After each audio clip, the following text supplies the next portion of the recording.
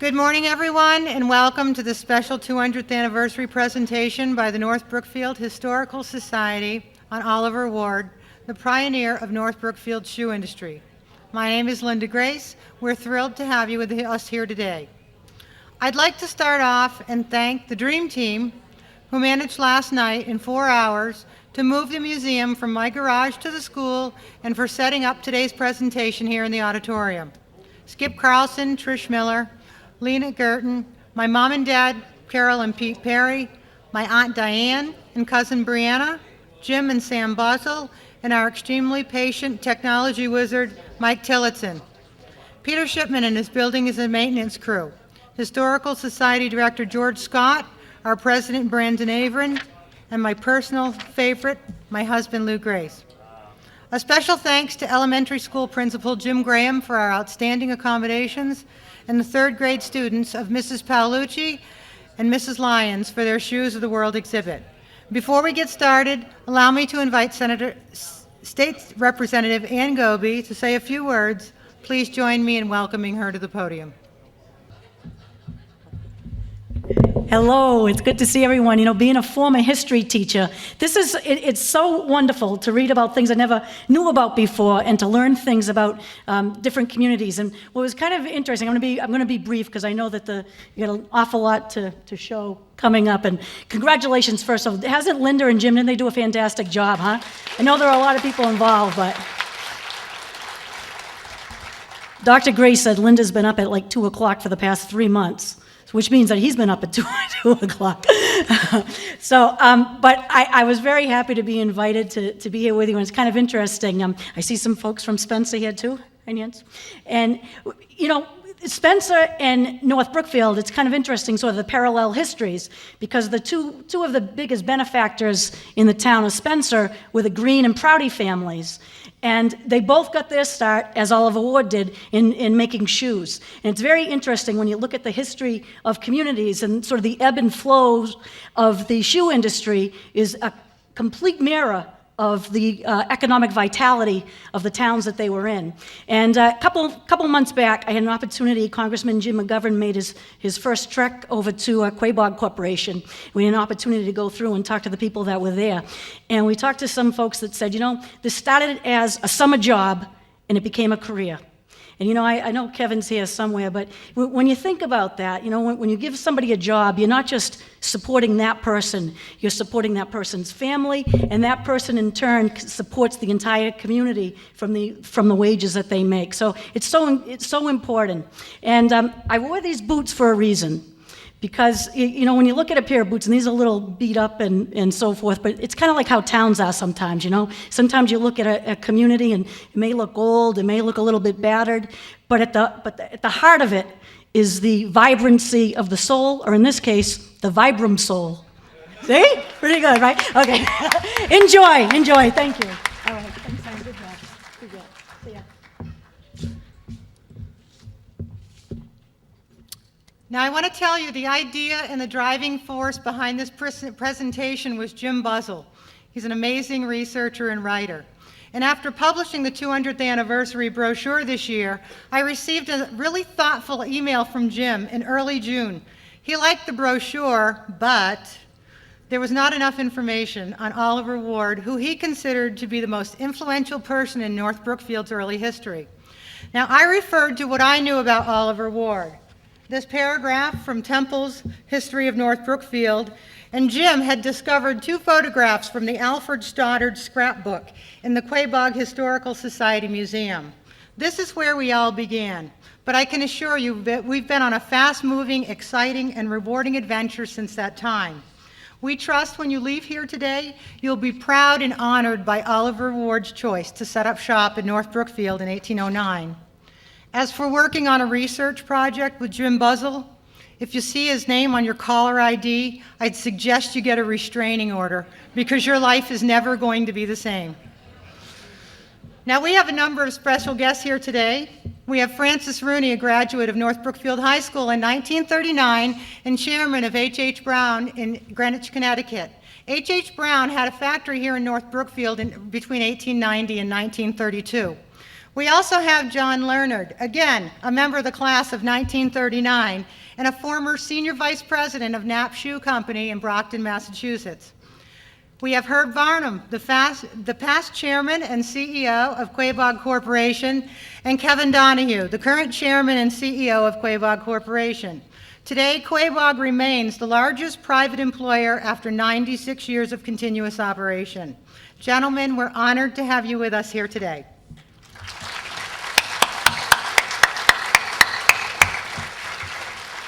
We also have Ann Parker. Ann photographed Oliver Ward's gravestone for our display. Her work is well known in museums throughout the world.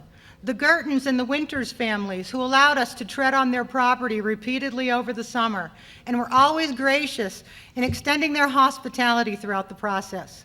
The Gertons live in Oliver Ward's house at 75 Ward Street, where the historical marker was installed on Thursday. The marker itself is stunning, the creation of the generous and extremely gifted Randy Bodwin.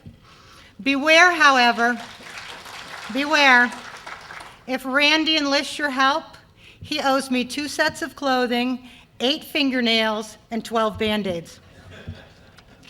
Please be sure to visit the site following the event. There's a map that has been printed on the back of your brochure. And missing today and much admired is Russell Buzzell, whose spectacular talent created the limited edition illustration of the Ward property for the historical marker from the old photographs that I showed you earlier. There's one more very special person that was unable to be here, and that's Patricia Ware Van of Martha's Vineyard, the 5th generation Ward descendant that we discovered during our research. Pat was disappointed she couldn't be here, but she assures me she's present in spirit. You'll also find a list of individuals too numerous to mention in your brochure. Their participation helped tremendously and constantly motivated us to continue through to completion. This has truly been a community affair.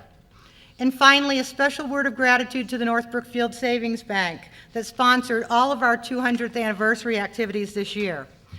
We're going to begin now with an awesome excerpt from a documentary on shoes featuring Quabog Corporation. Thank you, Bob Potvin.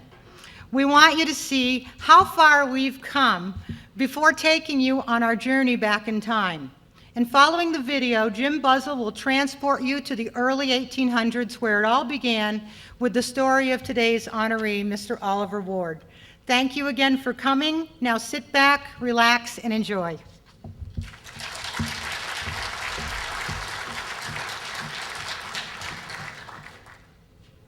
Our feet take us everywhere.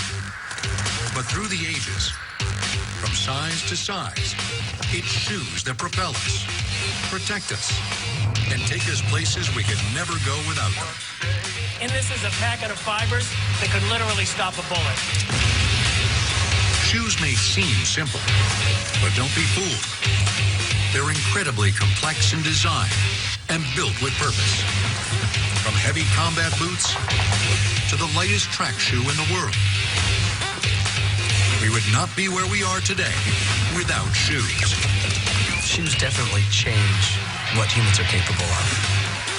Slip into our shoes as we reveal what makes them modern marvels. Whoa!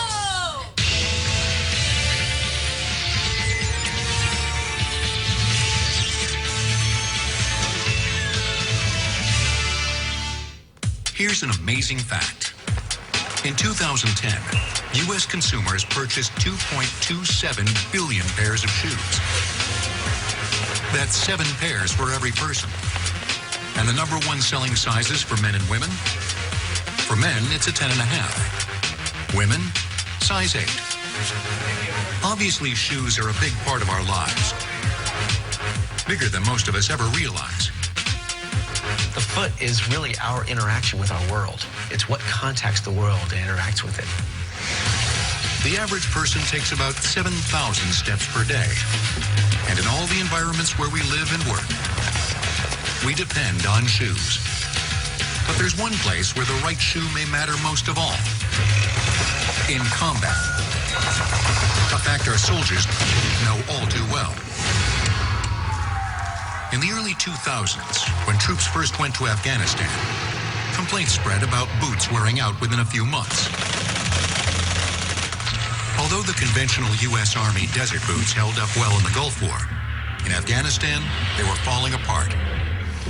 The problem, the soles were designed for sand, but Afghanistan's desert terrain is different, a rare blend of sand and sharp rocks. To solve the problem, the military turned to Vibram USA, a master in rubber soling. Vibram created a special recipe for a new type of sole that could handle both types of terrain. And today, these soles are being produced in bulk. It's all thanks to Vitali Bramani, an Italian mountaineer. In 1936, he invented the first ever rubber-soled shoe. It was a game changer that created endless possibilities for what shoes could do. Today, Vitali Bramani's company, Vibram, is the largest rubber sole manufacturer in the U.S. Their factory in North Brookfield, Massachusetts, makes more than 5,000 different styles. From a logger sole that can withstand 18,000 volts, to a firefighter sole that can brave 475 degrees Fahrenheit without melting.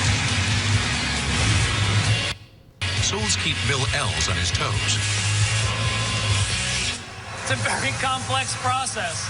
One we'd really like to make simpler, but this is the world of rubber soling. The process begins in the mixing room. Just like the new military sole, each sole has its very own recipe. A mix of raw rubber, polymers, and a touch of secret additives. All precisely measured for the demands of each sole.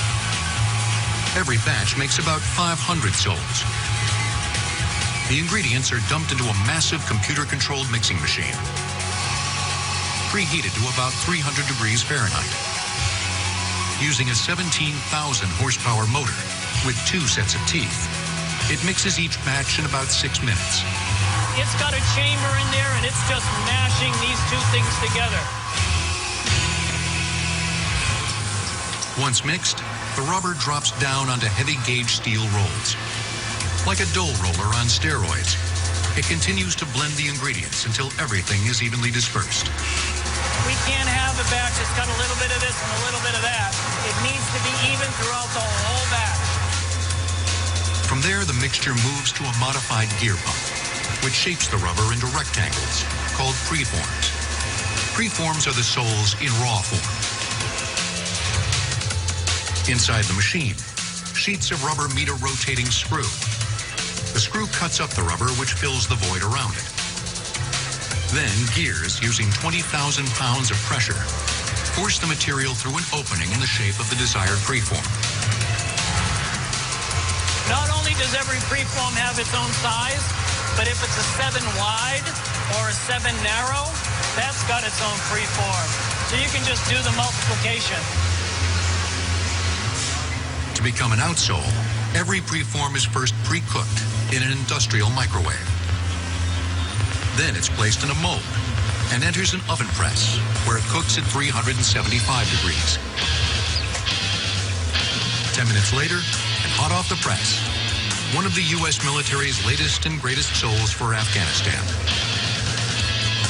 Just a few final trimmings, and it's complete.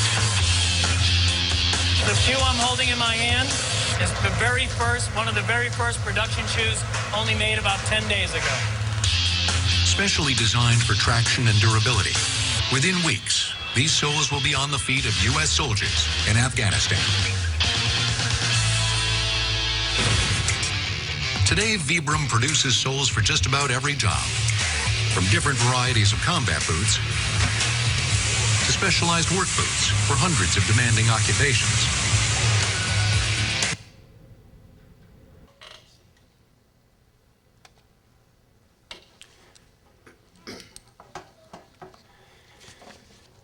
Okay, so now you all know how soles are made now. We're going to look back in the past and talk about shoemaking in the 19th century.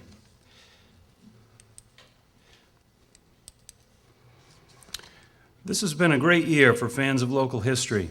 Started back in February with a 200th birthday celebration of the Townsend Corporation. During the year, presentations were done on the history of North Brookfield High School and the town's involvement in the Civil War.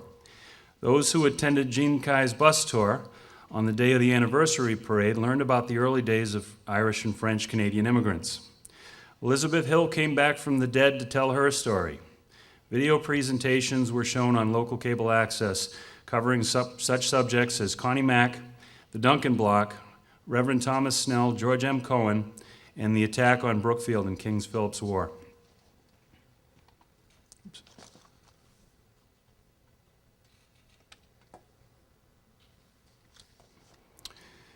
Every one of these subjects constitutes an important slice of North Brookfield's history, but as today's ceremony closes the schedule of events for the anniversary year, we are looking to fill a glaring hole in our presentation of historical subjects. Perhaps the defining image of North Brookfield is embodied in its iconic symbol on the town seal. In its most formative stage, the 1800s, North Brookfield was known far and wide as a shoe town. Travel downtown and look at the older buildings which line North Main Street. The Duncan Building, the Town Hall, the Adams Block, the Walker Block, Haston Library, Christ Memorial Church, the Star Building. All were built with money earned from the manufacture of shoes. And so we are here today to honor the man who planted the seed that led to North Brookfield's growth and development. His name, as you all surely know by now, is Oliver Ward. I'd like to give a brief discussion of the events which led to this day, and then I will outline Ward's life. I have been studying North Brookfield's history in the 19th century for 6 years, with a particular interest in the shoe industry. My first step was to open the town history book, published in 1888, and to look for the origin of shoemaking in North Brookfield. The account of Oliver Ward can be found there in the bottom half of page 269 and the top half of 270. The section was written by Charles Adams, who knew Ward personally, as he had many years previous been one of Ward's employees. Adams gives Ward full credit as the initiator of shoe manufacturing in North Brookfield, and also for training many men in the craft who would go on to be successful manufacturers themselves. As information pertaining to Ward in the town history book was somewhat limited, I felt I needed more. I sought out the town historian, Jean Kai, and asked him his take on Ward. Jean thought for a moment and then offered these words of wisdom. He told me, "Ward is the guy that everybody forgets."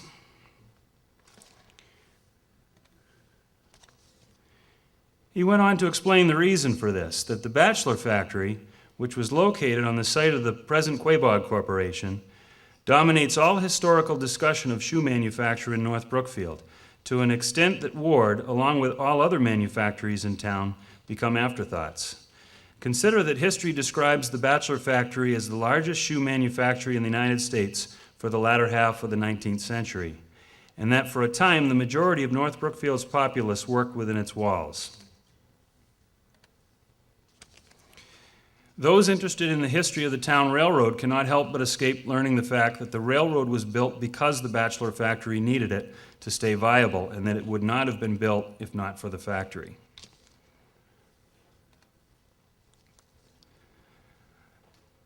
Look around the Town Historical Museum and you will see a scale model of the Batchelor factory. Many photos exist of the factory and the elegant Batchelor Hotel. The originator of this empire was Tyler Batchelor. Make no mistake, Tyler Batchelor, his brother, and their heirs have the distinction of being the wealthiest men ever to come from North Brookfield. To put Tyler Batchelor's wealth and power into perspective, the number one industry in Massachusetts during the Industrial Revolution was textiles, followed closely by shoe manufacture. In shoe manufacture, Tyler Batchelor's enterprise dominated all others in the state in the 1850s. Not only did his firm own the largest shoe factory in the country in North Brookfield, they owned 5 other factories in other towns in the Commonwealth, as well as one in Connecticut. If Forbes magazine had been around in the 1850s, Tyler Batchelor certainly would have cracked the list in the top 50, if not higher, of the wealthiest men in the United States. His portrait survives for us to remember him by. No likeness of Oliver Ward has been found. And at the time of my discussion with Gene, no pictures were known of the Ward factory and few of any of the other manufactories in town. With so little visual information, it was no wonder that Ward had become the guy that everybody forgets.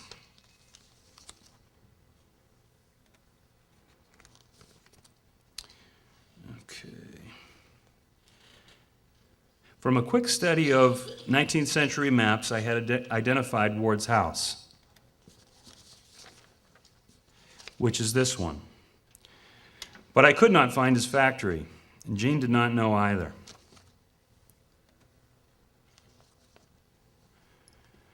I consulted many potential reference sources, but came up blank, with the exception of a mention in the Connie Mack Day program from 1934, which told me that the Ward factory still stood at that time, and was somewhere near the Ward home.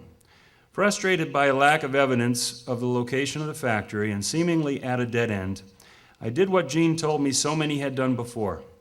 I forgot about Ward, and moved on to researching other aspects of the town's history. I may never have returned to his trail if it weren't for a chance encounter.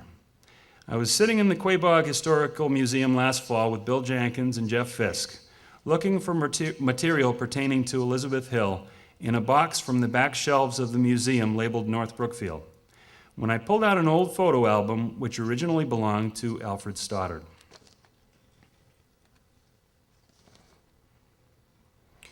After flipping through several pages, I came to a picture of what looked like an old dwelling house, labeled the Oliver Ward Factory.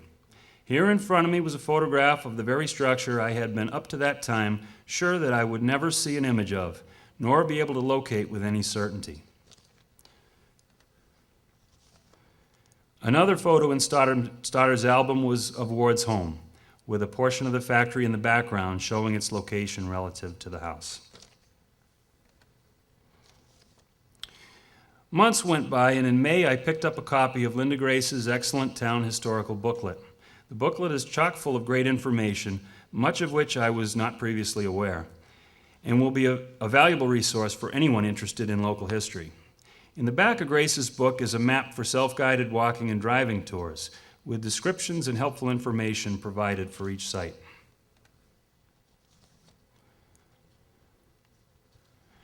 An entry which included a list of 10 notable people buried in Maple Street Cemetery did not include Ward, whose stone I knew to be there as I had come across it several years ago.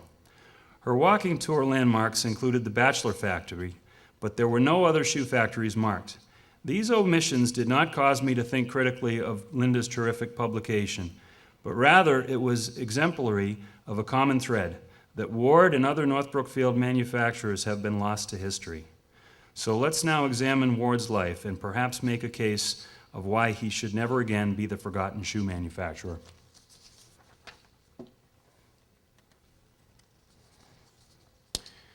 Oliver was born in Grafton in 1783, the youngest of 6 children. On this map, Grafton is marked by the red star and is on the opposite side of Worcester County from North Brookfield. When he was 9 years old, both his parents died within 9 days of each other. He and 3 of his siblings were taken in by his uncle, Mark Batchelor, and his aunt. Mark Batchelor's home was in the neighboring town of Sutton.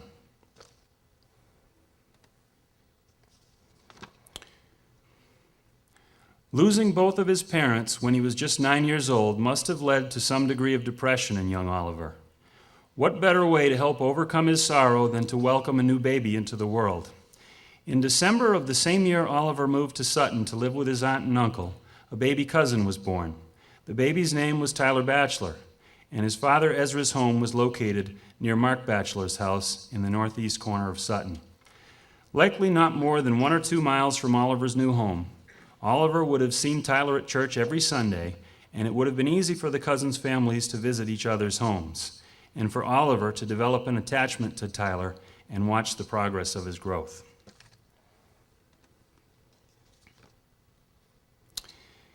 While we do not have any direct evidence to tell us what Oliver's life was like from the ages of 9 to 15, we can make some assumptions from corroborating evidence. At that time, it was the rule more than the exception that rural New England children were not well educated. Working on the farm, especially at planting and harvest times, were more of a priority than going to school, and many children and adults alike were unable to read or write.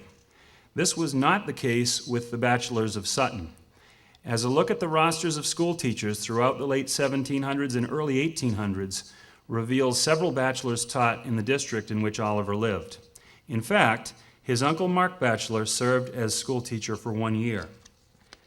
Thus, we have evidence that Oliver's guardian was literate and also that the family placed a high degree of importance in education. The writing and math skills he achieved while under his uncle and aunt's watch served him well later as a businessman, both in his correspondence to customers and in keeping accurate accounting books.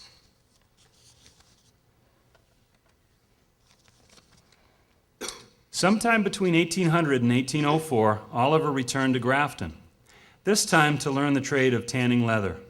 Grafton was just starting to get rolling as a shoe manufacturing town, and leather was needed to make shoes. While in Grafton, Oliver joined a local company of the Massachusetts militia, in which he served in 1804 and 1805. Oliver learned the tanning business well, and it was in Grafton that he likely also learned to make shoes, as part of what was called the putting out system, which we will discuss later.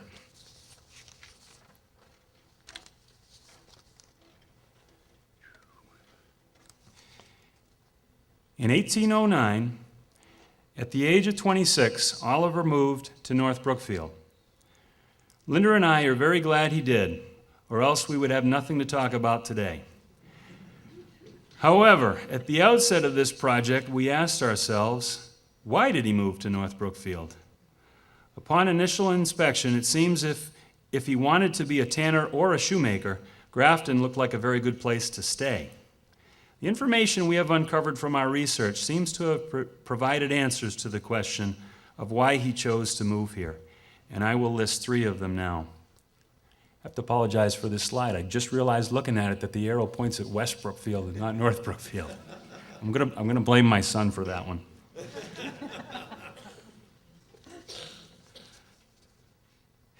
First, in 1808, a year before Oliver moved to North Brookfield, a 15-year-old boy came to Grafton to be a shoemaker's apprentice. This boy was Oliver's cousin, Tyler Batchelor, who had lived so close to Oliver when the two were both in Sutton, as discussed earlier.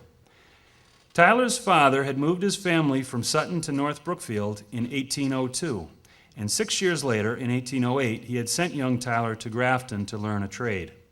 Knowing that cousin Oliver was there to look out for him must have given some comfort to Tyler's parents in making their decision to send him to Grafton. The cousins' reconnection in Grafton for that year and perhaps a year and a half would have given ample time for Tyler to tell Oliver all about North Brookfield.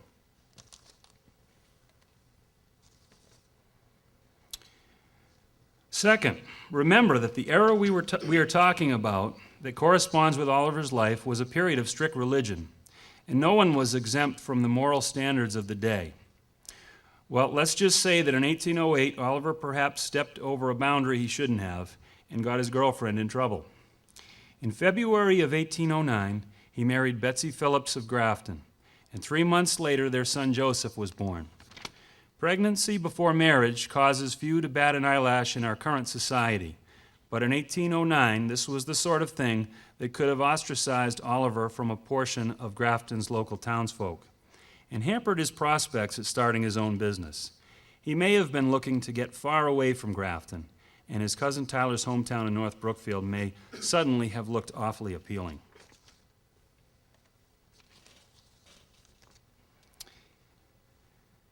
Third, timing is everything. In March 1809, just a month after Oliver was married, this advertisement showed up in the newspaper, the Massachusetts Spy, for a tanner's property in North Brookfield to be auctioned in April. The advertisement lists the property's location as Brookfield, which was accurate, as at that time North Brookfield was still 3 years away from incorporation. For Oliver Ward, a quick check with cousin Tyler Batchelor would have offered more information on this property, which included a dwelling house, barn, courier's shop, barkhouse, and a small shoemaker's shop on over 5 acres of land, with a brook running through the property and some of the finest fruit trees in the area. Oliver purchased the property for $1,000. Initially, he worked in North Brookfield as a tanner, but it was not long before he decided to build his shoe manufactory. At this point, I would like to ask another question. Did he pick a good spot to begin his new career? First, let's look at the 1830 map of North Brookfield. But you see Oliver Ward's property where his name is. At that time, there was no Walnut Street, no Chase Road. Gilbert Street and East Brookfield Road were not yet in place at this time. The current Ward Street was thus a main town road at the time, extending eastward from the old town center, which was located across from the current end of Fulham Hill Road where it meets South Main Street. Thus, for the Ward family, it would have been a short walk of about 3/4 of a mile to church on Sundays. This was no small factor to townspeople at that time, especially for Tyler Batchelor's family, which lived at the Yellow Mark by Brooks Pond. With the long walks and wagon rides from the northern half of town a nuisance in winter months, the town center was moved slightly north of the old town center to its current location in 1823. The new location of the Congregational Church was not as convenient as the old for Ward, but still does not seem like such a bad commute. So the lower blue star is the old town center, and the upper blue star is where it's located now.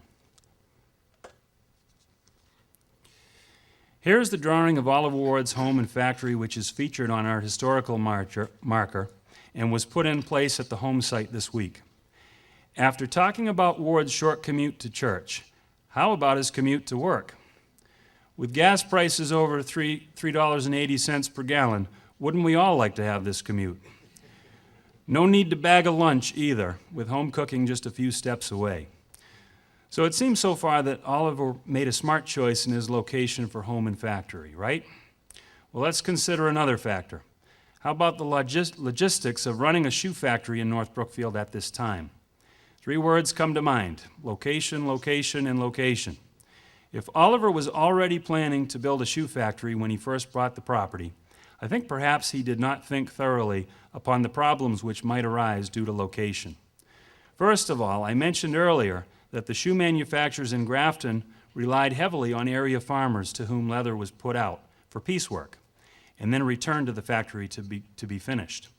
Had Oliver stayed in Grafton and built his manufactory, he would have had access to using farmers and their wives who were already experienced in the fine art of making shoes. In 1810 in North Brookfield, few, if any, farmers would have had such experience, and time and effort would need to be extended to train them. This issue may not have been a major concern for Ward, as it turns out teaching was a strength of his, though this certainly would have meant valuable time spent away from his factory.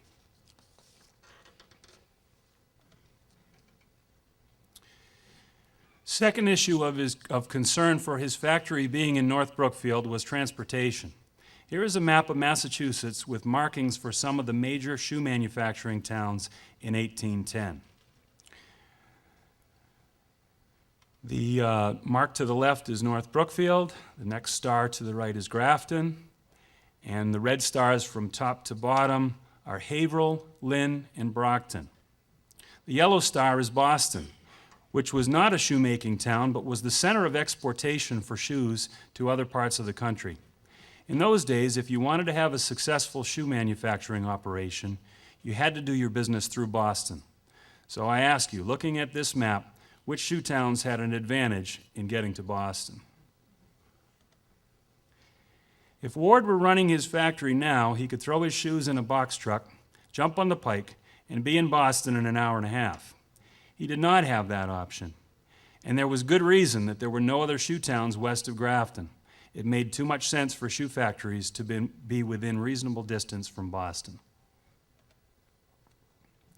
From North Brookfield, it would have taken Oliver at least 2 days to get to Boston with a horse and cart. Once there, he would have had to deliver his shipment, seek out merchants to look for new contracts, then pick up some leather from a Boston leather dealer for the return trip home. Total trip would have taken a minimum of 5 days. That was 5 days he was unable to work on shoes and supervise his employees in the operation of his factory, making the North Brookfield location a fairly large disadvantage. Why did Ward stay in North Brookfield despite these obstacles? I have developed one theory. He was a typical stubborn New England Yankee. As Ward started his shoemaking business, one of his first employees was, surprise, Tyler Batchelor. Batchelor had completed his 2-year internship in Grafton and had come to work at the Ward factory at the age of 16. Batchelor would work for and train under Ward for the next 8 years before leaving to start his own manufactory. During those 8 years, Batchelor lived in the Ward house in Spunky Hollow. At first, this did not make sense to me. His parents' house was not that far away, up by the current Brooks Pond. Every farm had horses at that time, and I would think he would have liked to go home to his own bed each night. However, after reading a letter from one of Ward's other employees, I realized why Batchelor stayed with the Wards. Oliver was a kind and fair-minded boss, but he pushed his workers for long hours. Often they worked from 6 in the morning until 9 at night. Working these hours, what would have been the point of Batchelor riding his horse home in the darkness, only to go to bed and then get up early the next morning and rush to get to work on time again? Many other young men, including Tyler Batchelor's younger brother Ezra, would live with the Wards while they were working and learning the shoe trade. For Oliver Ward's wife, Betsy, it must have seemed at times as if she were running a bed and breakfast. Ward's business grew steadily, and at some point he stopped tanning his own leather. He trained others to run his tannery. One of these young men was John Haven, who came to North Brookfield in 1823, a 23-year-old man with a new wife and child. Ward took a liking to Haven and trusted him sufficiently that arrangement was made granting Haven the house just east of the brook in exchange for running the tannery. Unless the original house was torn down and another built on this spot, this was Haven's house, just to the east of Forget-Me-Not Brook. What kind of product did Oliver manufacture? Mainly shoes for the laboring class known as brogans, the bulk of which were exported to the southern and midwestern states. If sold in northern states, they were called retail brogans. If sold to southern states, they were called Negro brogans. Some may think that the southern plantation owners didn't care enough about their slaves to buy them shoes. The truth is that most didn't care about them as people, but they were considered valuable property, and keeping them healthy was necessary to keep them productive. By the early 1830s, there were 2.5 million slaves in the United States. Most were on their feet all day, 6 days per week. The custom of that time was to buy them new shoes once or twice per year. How did Oliver Ward break into that market? Easy. He made what they were looking for, inexpensive brogans that were well made and durable. There were actually 2 levels of brogans which were made in Ward's factory, known as first and second quality shoes. Probably the major difference was the quality of leather used. In the late 1830s, first quality brogans were valued at 80 cents per pair, and second quality brogans cost 10 cents less. Other North Brookfield manufactories would follow Oliver's lead and also target the southern market. At this point, I would like to consider what Ward's shoe factory meant to the town of North Brookfield. The best way to do this is to consider the condition of the town prior to Ward's arrival. Almost everyone was a farmer. There were some tradesmen, such as blacksmiths, coopers, tanners, and carpenters, but even these men were farmers on some scale. There was very little currency in anyone's pocket, and most commerce consisted of trading with their neighbors. A farmer might go to the blacksmith needing shoes for his horses and offer a pig, a supply of potatoes, or some firewood as payment. The lack of currency set a tone of concentration on having the basic necessities in life: food, clothing, and shelter. Any other material possessions would have been considered a luxury and beyond their reach. After Ward built his factory, he began to train area farmers and their families the skills of shoemaking. This was called the outwork or putting out system, as the shoe factory was putting out leather to the farmers for them to work on in their homes. Farm life was busy, but they did have time after hours to work at this second job, especially in winter months. Here's how it worked. Ward and his factory employees would perform the most highly skilled task of cutting patterns from the leather. The leather would be driven to the farms and dropped off. it was customary for the women to stitch the upper leather while the men did the bottoming. Once finished with their portion of the work, the farmers would send the shoes back to the factory where more skilled labor was done to finish the shoes, and they were packaged for export to Boston. Most farmers built small workshops for shoemaking, which were called 10-footers, though often they were actually 12 to 14 feet in length. These would have been seen all over North Brookfield, starting shortly after Ward started manufacturing shoes until the 1870s, when the putting out system finally died in favor of all work being done inside the factories.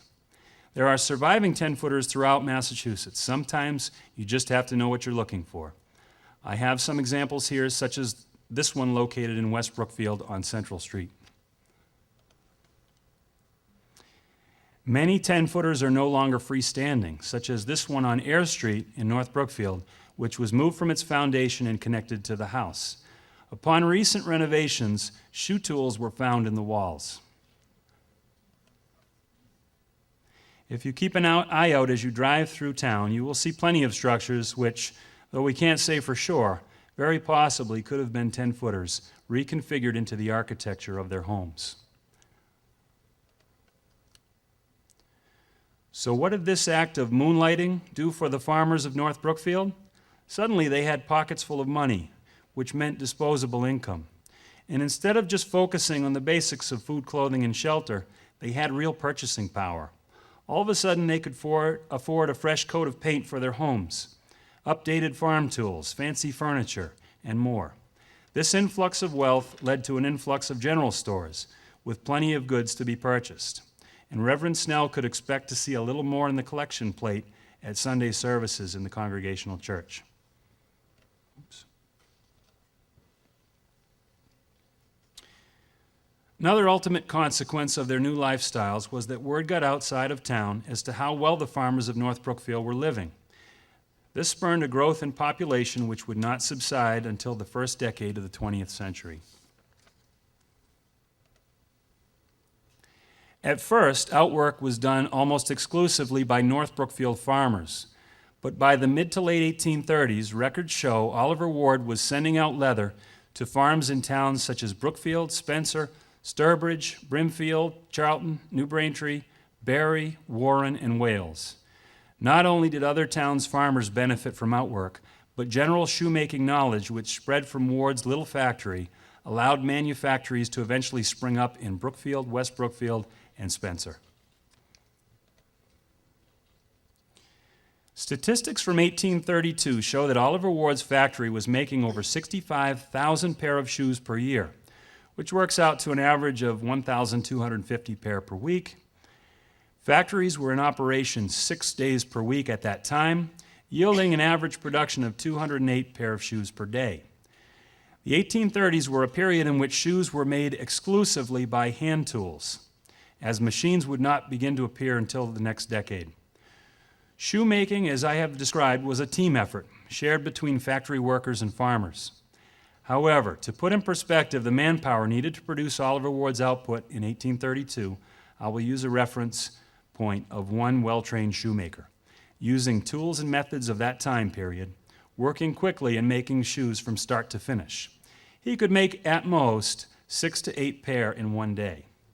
Thus, it would take 26 skilled workers reaching maximum output on a daily basis to match the number of shoes exported by Ward in 1832. Since his factory probably contained 10 to 20 employees, and knowing that the farmers were only working on shoes on a part-time basis after farm chores were completed, one can only imagine the number of farmers stitching, pegging, and pounding leather on a daily basis, working not only for Oliver Ward, but the Batchelor Brothers and other North Brookfield manufactories as well. The big numbers we just reviewed meant one more thing. Ward by this time could not even come close to having enough leather tanned in Spunky Hollow to fill his orders. Records show Ward was buying heavily in the 1830s from 4 leather suppliers, 2 in Boston, 1 in Worcester, and 1 in his native town of Grafton. In addition, he was using a leather courier in Ware. Ward not only used cow leather to make his shoes, but he cut leather from buffalo hides as well. Ward's prosperity in the 1820s to the mid-1830s is evidenced by a number of land acquisitions, one of which perhaps did not work out quite so well. In February of 1825, he bought 175 acres in the southeast part of town for a price of $700. The land is shown here highlighted in yellow, adjacent to the 5 Mile River. Later, the same year, his neighbor, Jeduthan Stevens, decided to dam the river to supply water power to his new business venture, the Brookfield Furnace Company. The result was Lake Lashaway, originally called Stevens Pond or Furnace Pond. The lake placed most of Ward's newly purchased land underwater.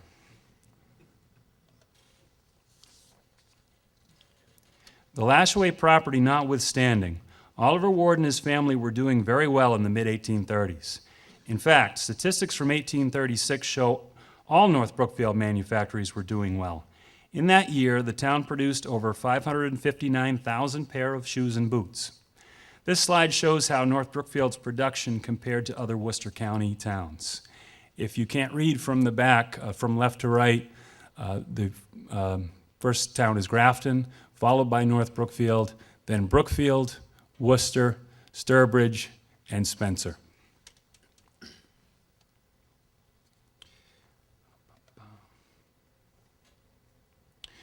The statistics from 1836 also included the number of town citizens involved in the trade, numbers which included both factory and outworkers. The numbers for North Brookfield were 550 men and 300 women. Thus, 56% of the town's population were making shoes. This graph compares the statistic with those of other area towns.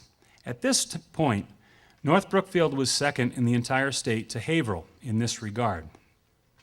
Again, I'll read the towns from top to bottom. Worcester, Spencer, Brookfield, Westboro, Grafton, North Brookfield, and Haverhill. The 56% figure doesn't accurately describe the situation because it factors in the whole population of the town. When children aged 10 and under are subtracted from the population number, a truer figure for the percentage of North Brookfielders making shoes can be attained. This number is 75%, or 3 of every 4 townspeople were making shoes.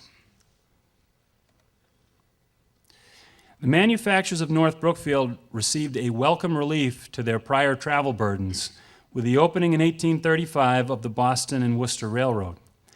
Instead of the 2-day trip to Boston, they now only had to drive their horse carts the short distance to Worcester.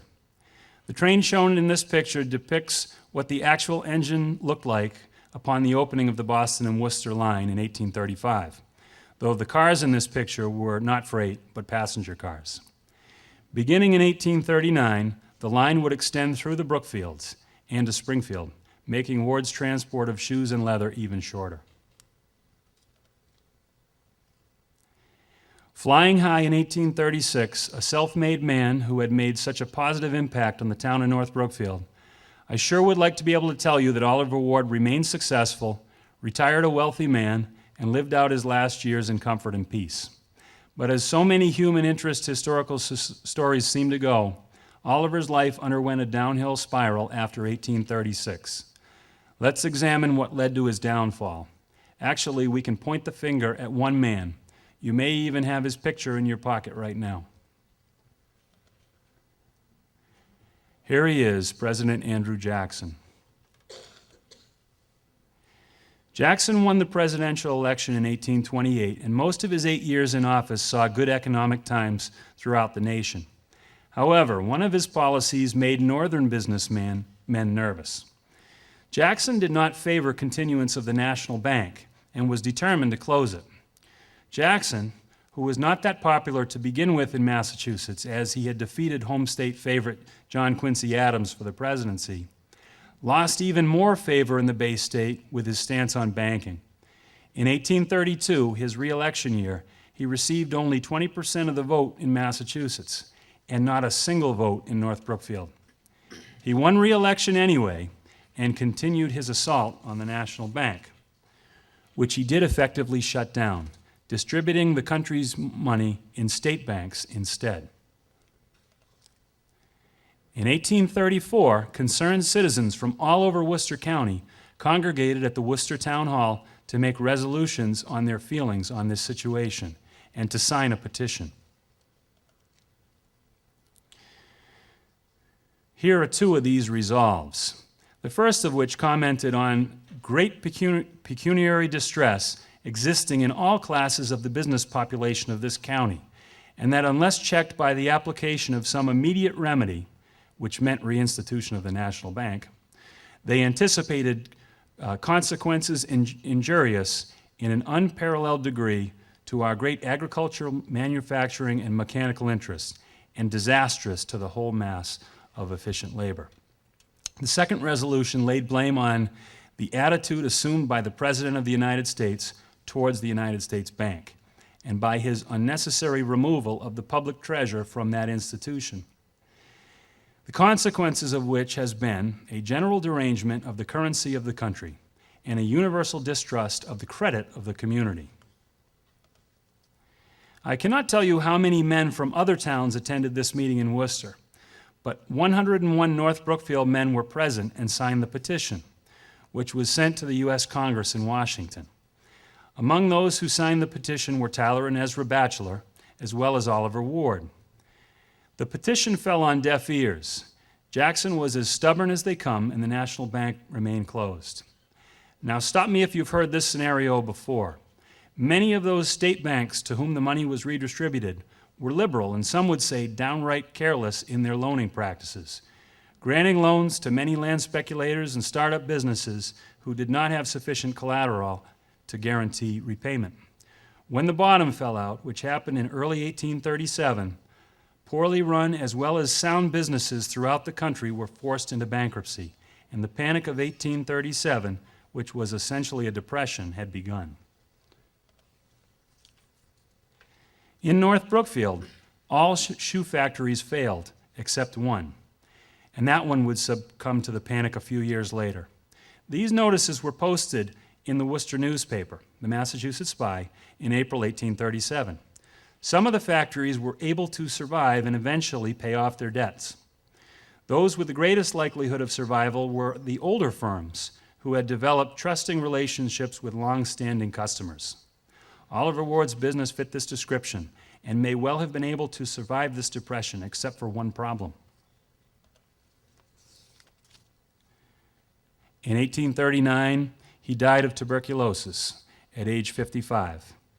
The illness had been with him for some time, starting before the Panic of 1837. According to one of his employees, the failure of his business accelerated his sickness. His estate proved to be insolvent, and in 1841 his house was auctioned. His widow Betsy received 1/3 of another house in the settlement, and she continued to live in North Brookfield until her death in 1863. In one final gesture of affection for their deceased cousin and former mentor, the brothers Tyler and Ezra Batchelor assumed guardianship of 4 of Oliver's children. The numbers in parentheses represent the children's ages at the times of their father's death. Oliver died on Elijah's 14th birthday.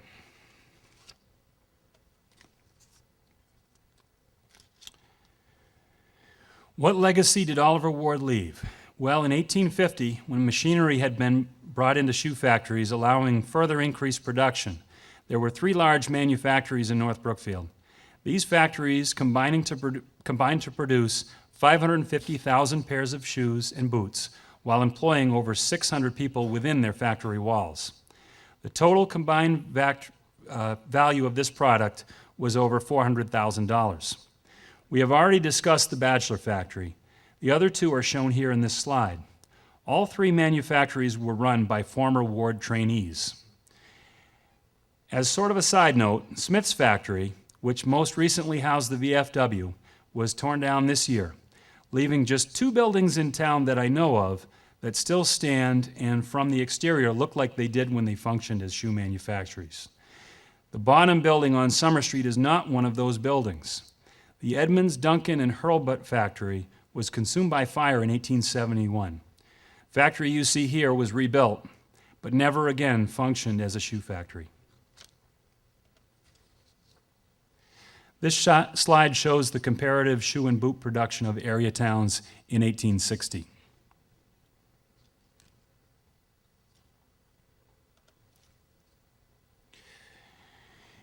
In 1859, the Batchelor factory underwent construction and converted to steam power, allowing use of more advanced shoemaking machinery. This is a map of the factory which was published in 1887.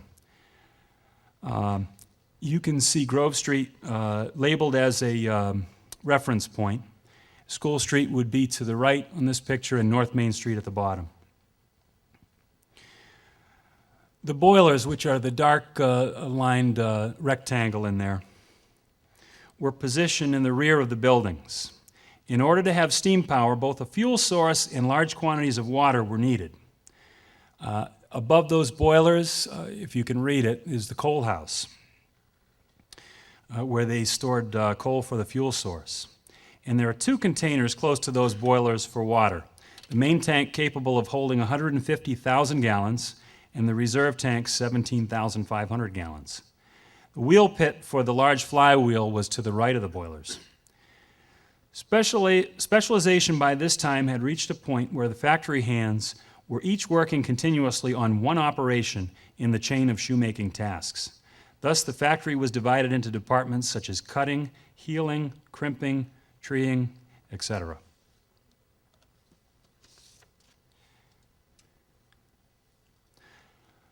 Oliver Ward's production in 1832 was 208 pairs of shoes per day, as I had mentioned earlier, and this was impressive.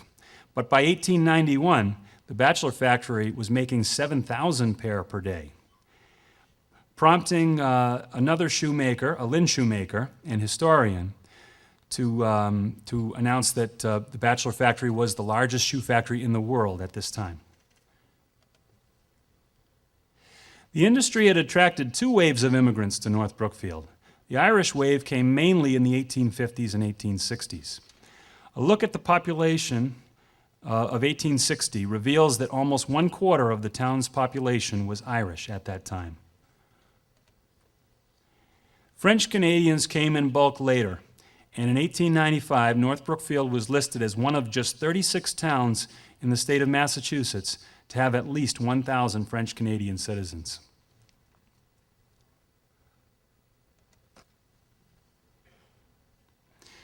After the close of the Batchelor factory in 1902, there was for a time a great exodus of people from North Brookfield looking for work elsewhere. The H.H. Brown Shoe Factory, which had been built in 1890, was the only remaining shoe factory in town at this time.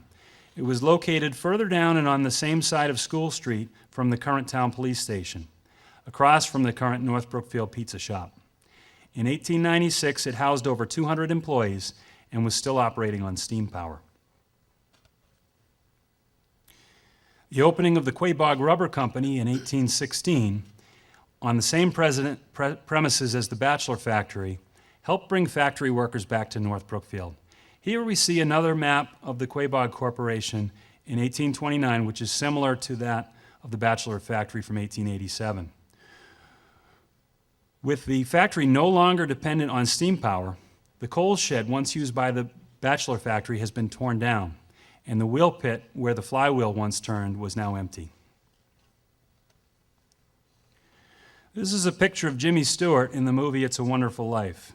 In the movie, Stewart's character, George Bailey, gets to see what his town would be like if he had never been born.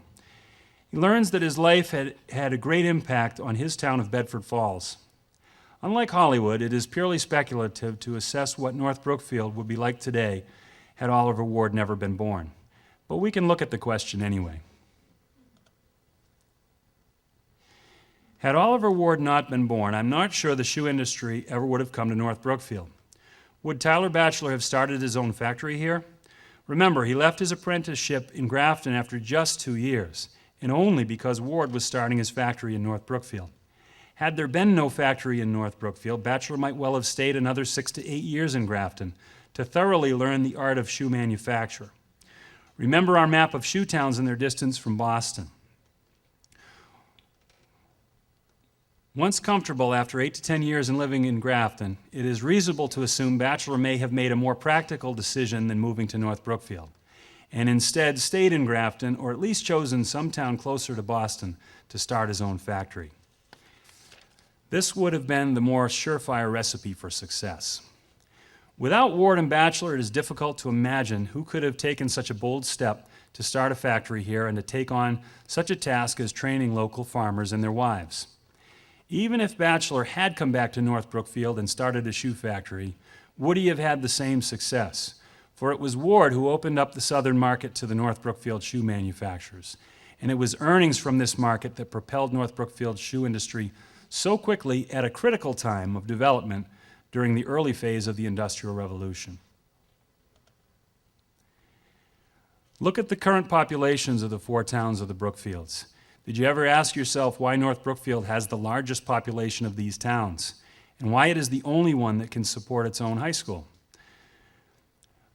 Again, the disadvantage of being the only one of the 4 not situated on Route 9 should, by logic, qualify it as the least desirable of the 4 towns for outsiders to relocate. The answer is simple. In the 19th century, people went where the employment was, with North Brookfield's large shoe factories, and the Batchelor factory in particular, attracting many outsiders who built homes here. Here's a population graph of local towns showing growth in the period of the Industrial Revolution. For those of you who can't read, the bottom row is numbered 1820, 1830, 1840, etc., and the vertical axis is population.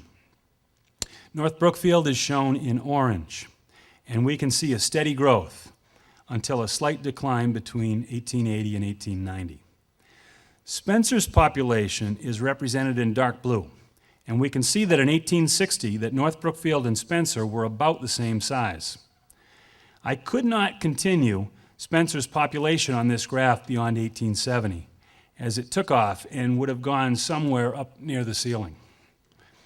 Brookfield, before 1840, is in yellow. It's the top line in the first 2 blocks there. Before 1840, it included East Brookfield and West Brookfield. In 1848, West Brookfield incorporated itself in its own town, and so then we have separate.